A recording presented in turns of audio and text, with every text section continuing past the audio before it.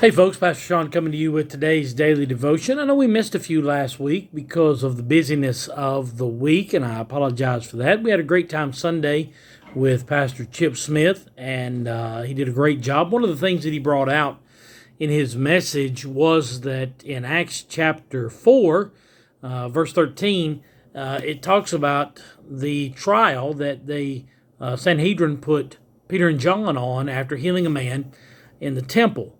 And they went through the whole litany of what was going on there. But one of the points that I saw, and I brought out quickly after Pastor Chip preached, he did an amazing job. If you missed it, you really missed something. He'll be back soon for us to preach again. But one of the things that I brought afterwards was in verse 13, it says that the boldness of Peter and John was recognized. And they understood, the Sanhedrin understood that they were ignorant and unlearned. I think the New King James says uneducated and untrained.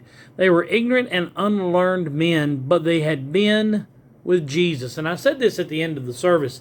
One of the things that really, really matters in this world is your connection with Christ.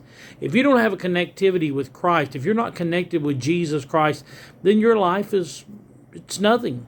It's nothing. It doesn't matter how many degrees you have on the wall. It doesn't matter how many places you've been. It doesn't matter how many cars you have in the driveway, how many houses you have on the hill, how many trophies you have sitting in your trophy case. If you don't have a relationship with Jesus Christ, then it's all for nothing.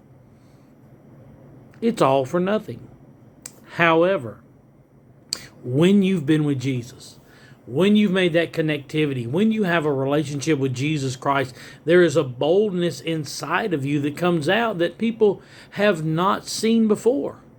They've not seen that in your life because it's the presence of the Holy Ghost in your life. And when you take it even a step further and you're baptized with the Holy Ghost, there's a fire that begins to build inside of you, a holy fire that builds inside of you that other people are attracted to. I've said this on many occasions and will continue to use this illustration.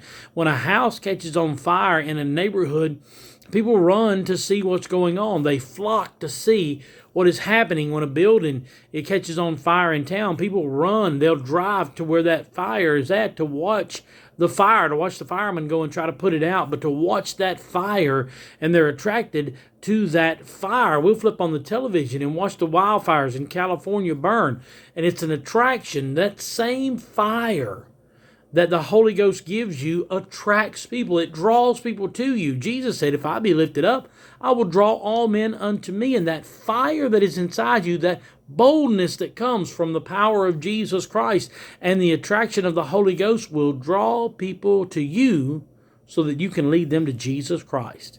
People will look at you and they'll go, boy, this guy, he's about as far know nothing as can possibly be, but there's something different about him. Why? Because you've been with Jesus. They seemed to be ignorant and unlearned, but they could tell they had been with Jesus. And that, folks, makes all the difference. How's your relationship with Christ? Have you talked to him today? Have you prayed? Have you fasted? Have you sought the face of God? Get into the Word. Get into the lifestyle. Get into your prayer closet. Talk to the Lord. Watch lives change around you. I want you to invite somebody to come to church this weekend. Bring somebody with you. Come on out and watch what God is doing. We're moving rapidly toward our winter celebration. The Friday night of winter celebration, I believe it's the 2nd or 3rd. I think it's the 2nd. December the 2nd, we'll have Adam Baird with us. Javen and Caitlin Corpy will be there. Pastor Max is going to run that service. He's going to be giving away some scholarships to youth camp. That's a $200 value. He's going to be taking care of that. Going to have some door prizes and different things for the youth. It's going to be a big youth night, and then on that Sunday will be our family day, and they will celebrate winter celebration there at the church.